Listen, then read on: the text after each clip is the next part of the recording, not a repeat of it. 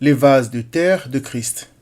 Ceux qui célèbrent la nature humaine, qui disent que ce qui est bien est dans l'homme, contrairement à ce que l'apôtre Paul a affirmé en disant « Ce qui est bon, je le sais, n'habite pas en moi, c'est-à-dire dans ma chair », Romains 7, 18, ont horreur de la Bible parce qu'elle ne flatte pas l'homme. Elle dénonce son iniquité. La Bible ne fait pas d'exception pour ceux qui sont en Christ. 1 Jean 1, verset 8. Ils sont constamment exhortés à se tenir en garde contre leur propre iniquité parce que leur sainteté n'est pas en eux-mêmes, mais en Christ. D'où leur attachement au Seigneur.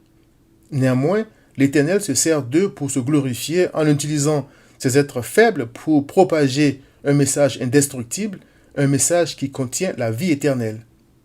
Nous, a dit Paul le croyant, portons ce trésor dans des vases de terre afin que cette grande puissance soit attribuée à Dieu et non pas à nous. 2 Corinthiens 4, verset 7. Je m'explique. Aux croyants, Paul a aussi dit « Considérez, frères, que parmi vous qui avez été appelés, il n'y a ni beaucoup de sages selon la chair, ni beaucoup de puissants, ni beaucoup de nobles. Mais Dieu a choisi les choses folles du monde pour confondre les sages. Dieu a choisi les choses faibles du monde pour confondre les fortes. Et Dieu a choisi les choses viles du monde et celles qu'on méprise, celles qui ne sont point, pour réduire à néant celles qui sont, afin que nulle chair ne se glorifie devant Dieu. 1 Corinthiens 1, 26 à 31. Le croyant ne se glorifie donc de rien d'autre que de la sainteté de son Sauveur et non d'une quelconque sainteté personnelle qui n'existe pas. Paul avait un handicap pour lequel il avait sincèrement prié Christ. Le Seigneur lui avait répondu « Ma grâce te suffit car ma puissance s'accomplit dans la faiblesse. » Au lieu d'être attristé par cette réponse, Paul a déclaré « Je me glorifierai donc bien plus volontiers de mes faiblesses afin que la puissance de Christ repose sur moi. » 2 Corinthiens 12, verset 9.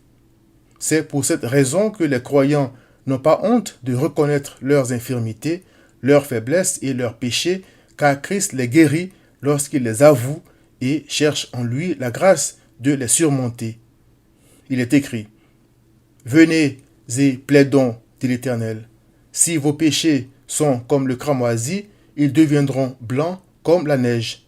S'ils sont rouges comme la pourpre, ils deviendront comme la laine. » Ésaïe 1, 18.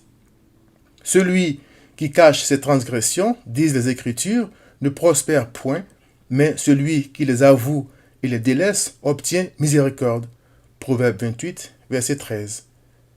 Le croyant s'efforce de glorifier Christ dans sa vie quotidienne, certes, mais Christ est sa perfection.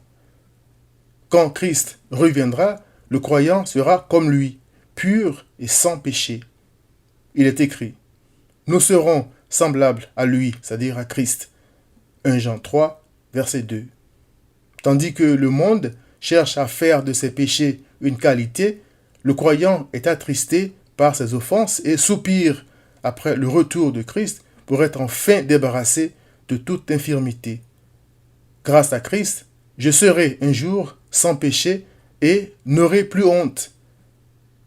Cher ami, reconnais ton iniquité et trouve refuge en Christ afin que Dieu efface tes péchés et se glorifie en toi.